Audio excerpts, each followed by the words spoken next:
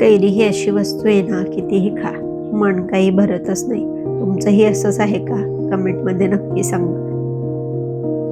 कैरीची साल काढून बारीक तुकडे करून घ्यायचे.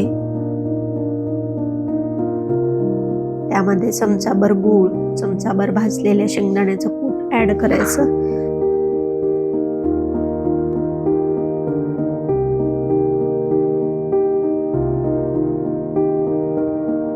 फोडणी तयार करूया. थोडंसं तेल टाकायचं, राई, जिरे,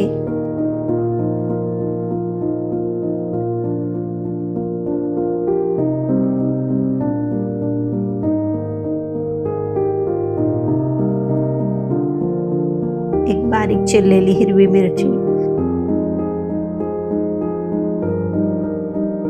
आता गॅस बंद करायचा. कैरीमध्ये मीठ घालूया. जेव्हा आपण खाणार आहोत तेव्हाच मीठ घालायचं, नाही तर कैरीला पाणी सुटतं. वरून तयार केलेली फोडणी घालायची. चांगलं मिक्स करून घ्यायचं आहे.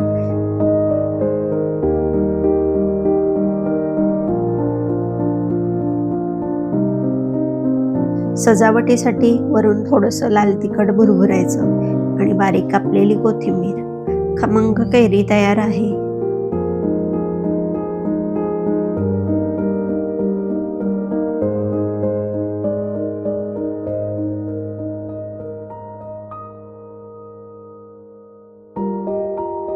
भेटूया लवकरच. तोपर्यंत काळजी घ्या.